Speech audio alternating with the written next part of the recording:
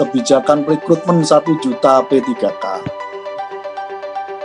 Komisi 10 sudah menyampaikan berkali bahwa kebijakan P3K yang semestinya diberlakukan khusus spesial untuk guru 35 plus harus mempertimbangkan aspek pengabdian terkait dengan ini. Ketika guru yang sudah berpuluh-puluh tahun perlu diafirmasi langsung diangkat. Dan beberapa kali RDP seluruh anggota komisi saya sampaikan pada Bapak Ibu sekalian, menyampaikan suara ini bahwa lebih bagus skemanya adalah pengangkatan bukan seleksi. Karena yang ketika pengangkatan isunya, itu artinya seluruh guru yang mengabdi sudah 5 tahun, 10 tahun, 15 tahun, sampai 20 tahun mendapatkan afirmasi dari pemerintah untuk diangkat langsung. Baik yang non kategori maupun yang masuk kategori K2 itu. Ini sedang terus kami komunikasikan dan saya dapat konfirmasi dari Kemendikbud penutupan seleksi P3K yang pada tanggal 31 Desember kemarin dipastikan diperpanjang, dan saya belum dapat kabarnya sampai kapan. Semoga bisa diperpanjang paling tidak sampai akhir Januari, karena sampai hari ini kuota 1 juta belum terpenuhi sepenuhnya. Nah, karena itu sambil menunggu perpanjangan ini, saya kira tetap Komisi 10 punya komitmen yang kuat, harus ada afirmasi bagi guru honorer yang sudah mengabdi lama. Ini butuh political will yang kuat, butuh effort yang kuat untuk meyakinkan kepada BKN, kepada Kemenpan RB, kepada Kemendikbud menyangkut soal butuh afirmasi terkait dengan ini. Karena itu Bapak Ibu sekalian, RDPU pada kesempatan ini menjadi penting, karena ini menjadi bagian dari mendorong terus kepada pemerintah bahwa betul-betul di lapangan perlu ada afirmasi dalam rangka kebijakan menyangkut soal rekrutmen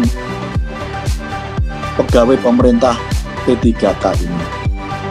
Bapak Ibu sekalian yang kami hormati, demikian pengantar sedikit dari saya mewakili seluruh anggota dan pimpinan Komisi 10 yang secara tegas kami sampaikan apa yang menjadi keprihatinan teman-teman sesungguhnya juga menjadi keprihatinan kami dari Komisi 10 DPR RI.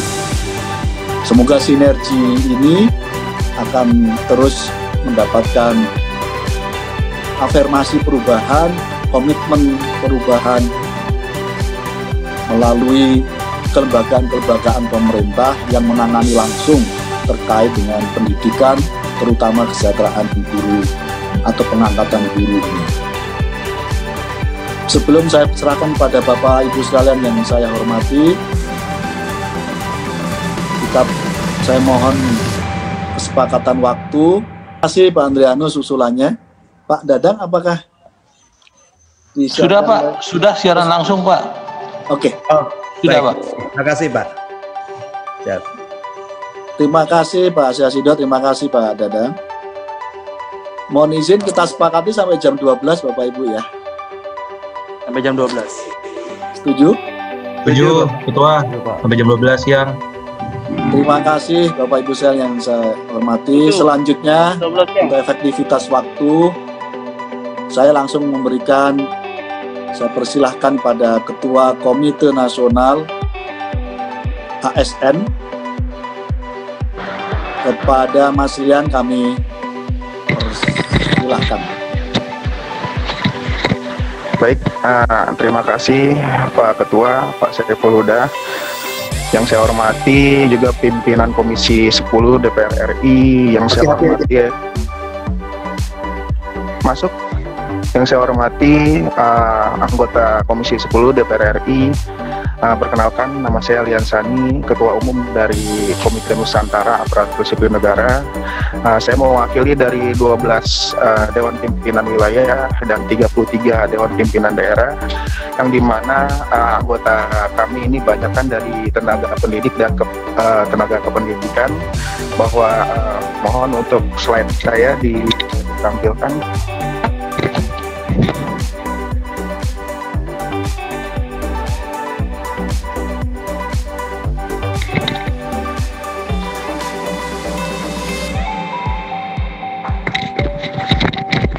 Izin slide saya bisa ditampilkan.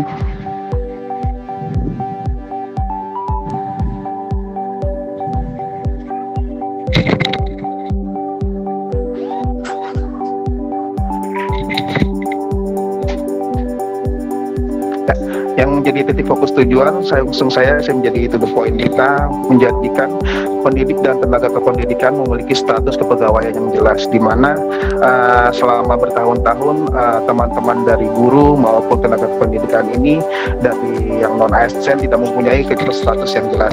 Kemudian yang kedua adalah memperhatikan kesejahteraan pendidik dan tenaga kependidikan selama masih berstatus non ASN. Yang ketiga adalah mendorong secara total revisi Undang-Undang ASN agar dapat disahkan sesuai dengan asas keadilan, kemudian agar regulasi untuk tenaga pendidik dan pendidikan khusus untuk non ASN yang mengabdi lebih lama menjadi diperhatikan.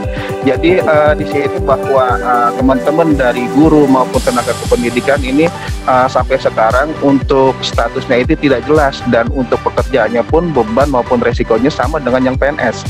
Jadi kami mengusulkan bahwa teman-teman dari guru dan tenaga kependidikan ini agar bisa dimasukkan menjadi pegawai negeri sipil, karena kalau dikatakan untuk menjadi P3K juga pasti akan ada diskriminasi juga, hanya mengganti nama saja, yang tadinya kita honorer non ASN menjadi P3K gitu. Kemudian kesejahteraan dari guru pun saat ini masih sangat miris di daerah-daerah, sangat tidak bisa diperhatikan. Kemudian juga terkait soal tes sertifikasi pun yang lama pun masih dites secara terus menerus, secara berkala berkesinambungan setiap tahunnya gitu. Jadi mudah-mudahan untuk kedepannya nanti ada yang namanya bahwa yang mengabdi lebih lama tidak perlu menggunakan tes lagi sertifikasi.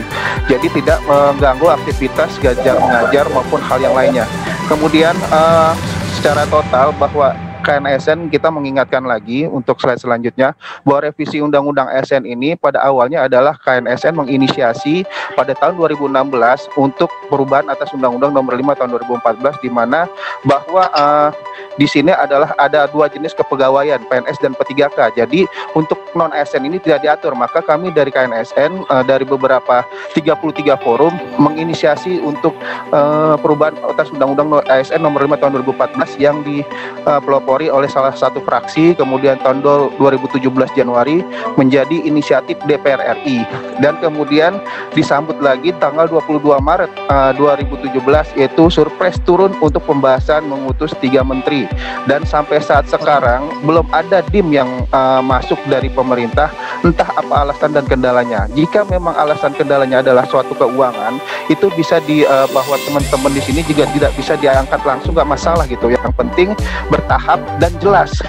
Yang penting revisi Undang-Undang ASN ini bisa menjadikan regulasi yang berkeadilan untuk teman-teman non ASN yang sudah mengabdi lebih lama. Mungkin itu, lanjut.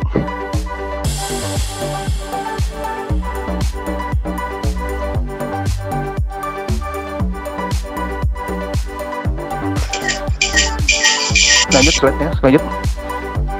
Ya, harapan kami adalah status pegawai negeri. Harapan kami adalah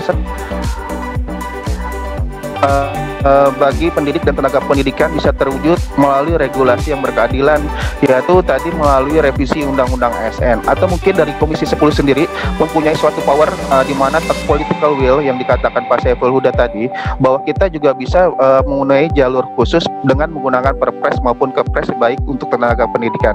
Mungkin itu bisa salah satu menjadi acuan secara cepat untuk menggunakan regulasi tersebut yang sesuai, yang tidak bertabrak dengan Undang-Undang ASN Nomor 5 Tahun 2014. Seperti halnya tenaga kesehatan, bidan maupun perawat mereka bisa. Kenapa? Tenaga pendidik dan kependidikan tidak bisa. Kemudian kesejahteraan para guru atau pendidik serta tenaga pendidikan agar bisa diperhatikan. Jadi jangan disamakan oleh buruh biasa, karena buruh biasa untuk tenaga pendidik ini minimal itu saya yakin itu adalah S1, di mana pendidikan itu melalui hal yang sangat sulit sekali untuk mencapai hal tersebut. Kemudian pengalamannya pun tidak bisa disamakan dengan yang baru. Kemudian agar Komisi 10 DPR RI mendorong secara serius revisi Undang-Undang ASN agar bisa diselesaikan tahun ini. Jadi kita menggunakan 2 jalur, Pak. Jadi kebijakan secara parsial itu dengan Perpres atau Kepres, mendorong secara political will. Kemudian dari DPR RI sendiri, Komisi 10 agar bisa terus mendesak secara terus-menerus revisi Undang-Undang ASN agar bisa diselesaikan pada tahun ini. Tapi dengan syarat bahwa ini harus berkeadilan untuk revisi tersebut. Kemudian berharap Komisi 10 bisa menjalin komunikasi yang berkesinambungan dengan organisasi yang fokus terhadap nasib dan tenaga non-ASN, khususnya di bidang pendidikan yang dilakoni teman-teman semua dari DPR RI di bidang pendidikan. Mungkin itu yang bisa kami sampaikan dari Komite Nusantara Aparatur Sipil Negara.